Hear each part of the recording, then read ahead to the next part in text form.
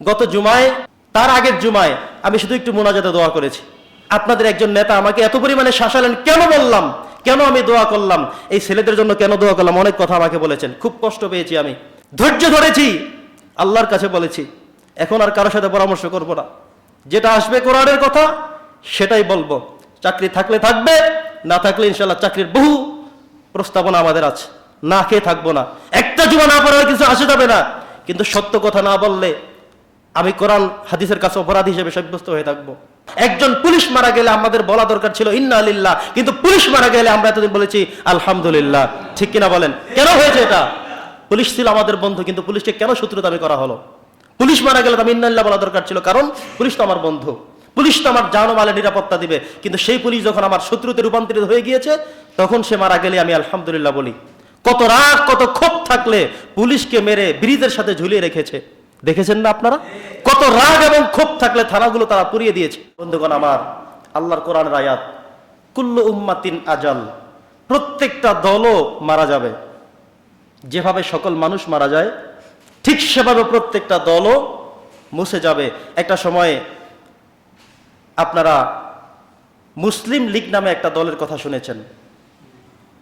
এভাবে করে করে অনেকগুলো নাম আমাদের দেশে ইতিহাস বই খুঁজলে, রাষ্ট্রবিজ্ঞান খুঁজলে পাওয়া যায়।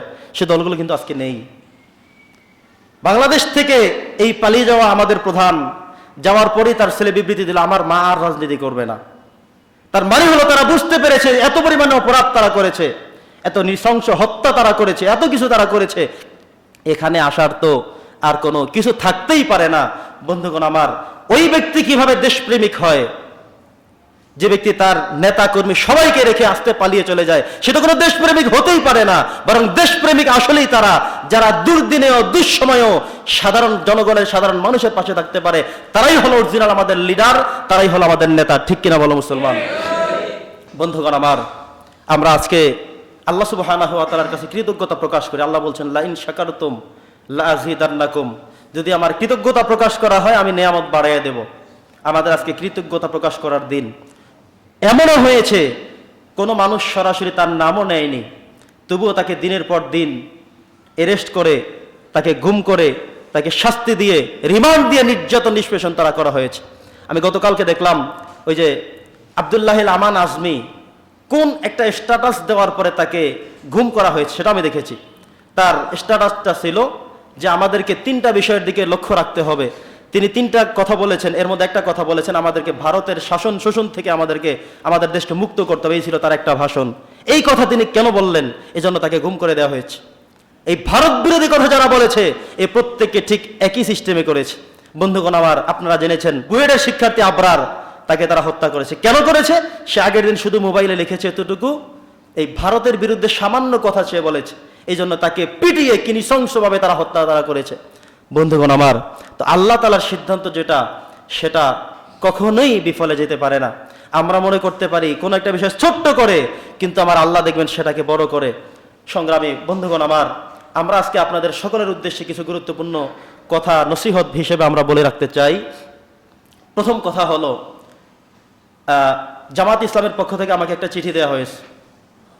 এমনকি আমি আরো বিভিন্ন নেতাকর্মীদেরকেও বলতে শুনেছি, জামাত ইসলামের আমির যেটা আমাদেরকে লিখে দিয়েছেন, বলে দিয়েছেন যে ওনারা প্রত্যেকটা জায়গায় সর্বত্র তাদের জামাত ইসলাম এবং ইসলামী ছাত্র শিবির যারা, এই ছেলেগুলো ইসলামের কাজ করে, মানুষের কাছে দাওয়াত নিয়ে যায়, নামাজের কথা বলে, লেখাপড়ার উন্নত ভালো করার সেই কথাগুলো তারা বলে, অথচ বাংলাদেশের মানচিত্রেই না বিশ্বের মানচিত্রে এই 2টা দলকে একেবারে ব্যান করে রাখা হয়েছে। তাদেরকে এমনভাবে উপস্থাপন করে রাখা হয়েছে, মনে হয় যেন এদের থেকে, এদের মতো অপরাধী, এদের চাইতে অপরাধী এই বাংলার জমিনে কিংবা পৃথিবীতে আর কেউ হতে পারে না। আপনারা দেখেছেন আফগানিস্তানের তালেবান যেই সরকার, এমারত সরকার এখন রাষ্ট্র চালাচ্ছে, এদেরকে একটা সময় কিভাবে করা হয়েছিল। তারা কি এখন দেশ চালায় না? আপনারা বারবার দেখবেন, পত্রিকায় দেখবেন, ইতিহাস টেনে টেনে দেখবেন যে তাদের সেই রাষ্ট্রের পরিচালনা কত চমৎকার। আল্লাহ তাআলার রহমত যেন সেখানে প্রতিনিয়ত বর্ষিত হচ্ছে, একের পর এক তারা বিভিন্ন কিছু উদ্ধার তারা করছেন, পাচ্ছেন। সেখানে আল্লাহ তাআলা মনে হয় নিজ কুদরতি হাতে সেখানে নেয়ামত দিয়ে ভরপুর করে দিচ্ছেন। বন্ধুগণ আমার, আমরাও আশাবাদী যদি আমাদের বাংলাদেশেও কোনো ওলামায়ে কেরামদের হাতে চলে আসে, ইসলামিক রাষ্ট্র হিসেবে আল্লাহ তাআলা কবুল করেন। যেই সাধনা, যেই চিন্তা, যেই বক্তব্য বারবার একাধিকবার আল্লামা দেলাওয়ার হোসেন সাঈদী দিয়ে গিয়েছেন, হয়তো এমন একটি সোনালী সময় যদি পাওয়া যায় তাহলে এই বাংলাদেশও একটি রত্ন দেশ হিসেবে পরিণত হবে বলে ইনশাআল্লাহ। সম্মানিত উপস্থিতি, আল্লাহ সুবহানাহু ওয়া তাআলা আমাদের সকলকে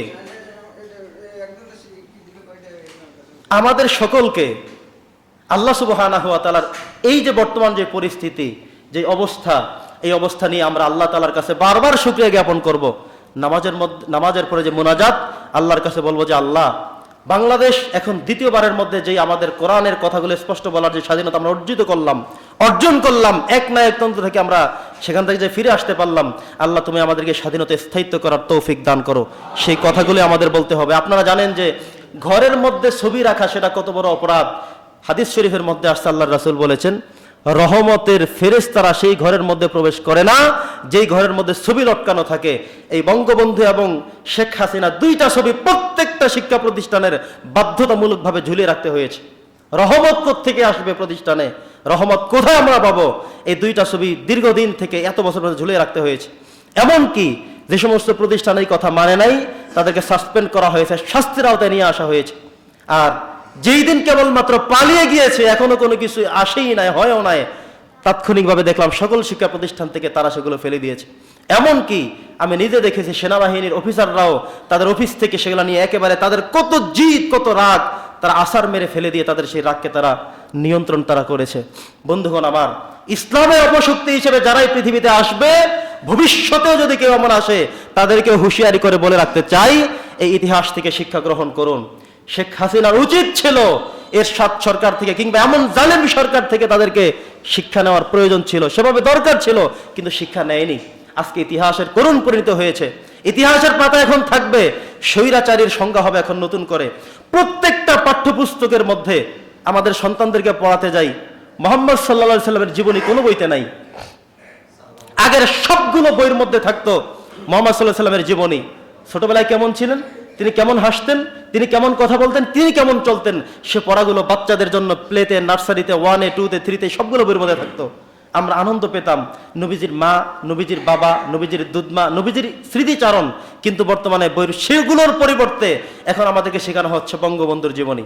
একেবারে নিজের ক্লাস থেকে শুরু করে সকল ক্লাসে বঙ্গবন্ধুর চরিত্র কেমন, বঙ্গবন্ধুর আচরণ কেমন, মনে হয় যেন উনি এক নবী রাসূলদের থেকেও ঊর্ধ্বতন যেন কেউ।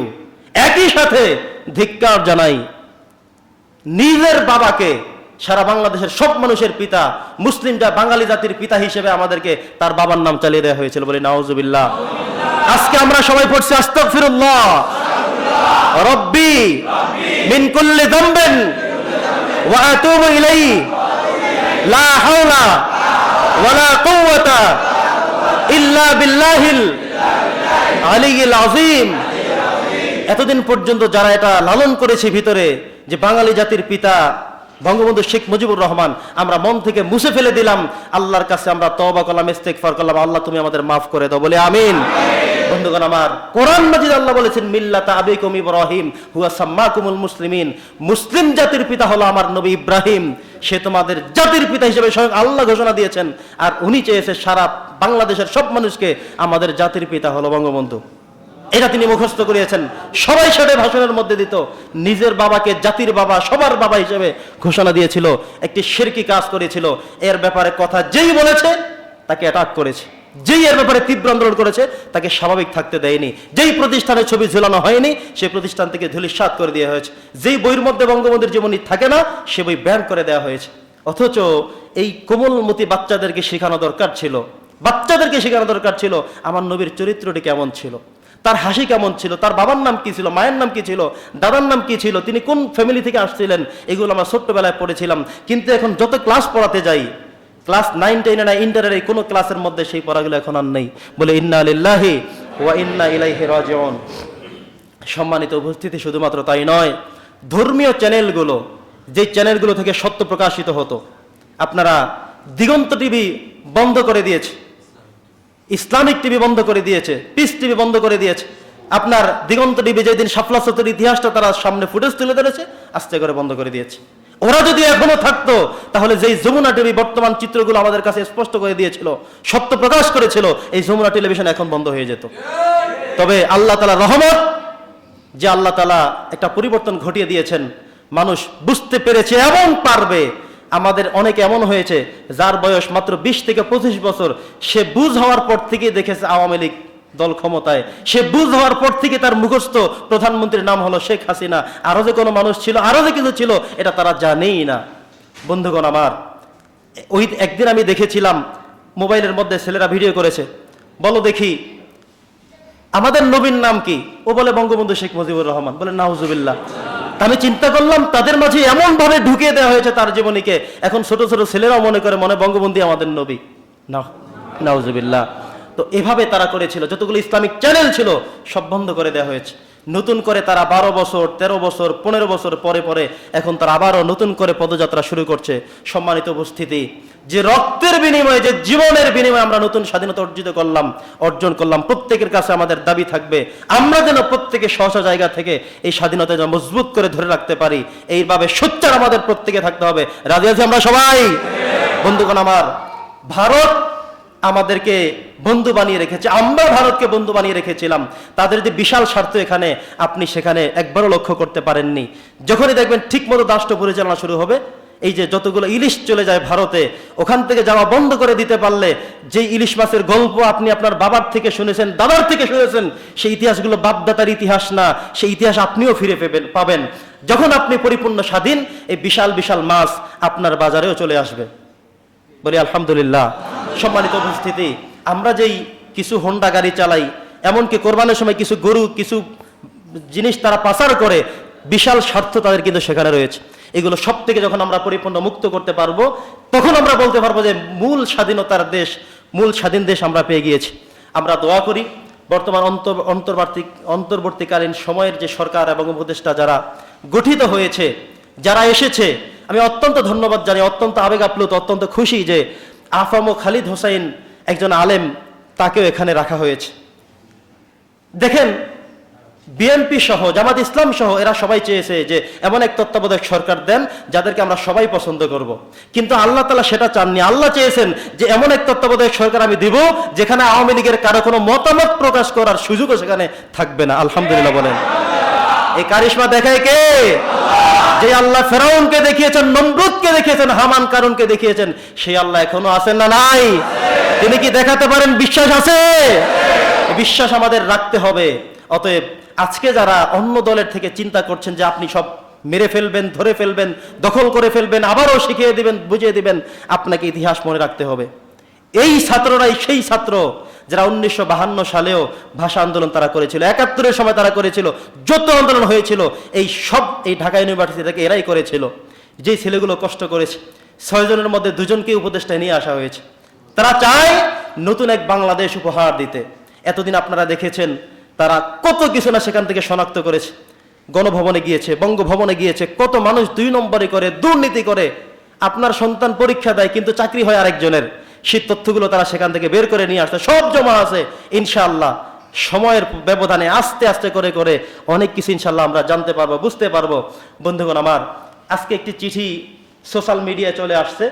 আমাদের শহীদ আবু সাইদ ভাই রংপুরের, যে সর্বপ্রথম শহীদ হয়েছিল, যার অনুপ্রেরণায় সকল ছাত্র মাঠে নেমে এসেছিল, সকল ছাত্রদের দেখাদেখি করে।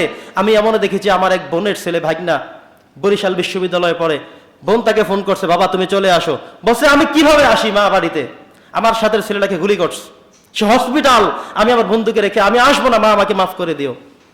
কি নিদারুণ কথা! যে কথাগুলো আমরা ইতিহাস থেকে পড়েছি, 1971 সালের কথা, সেই কথাগুলো বাস্তবায়িত হয়েছে।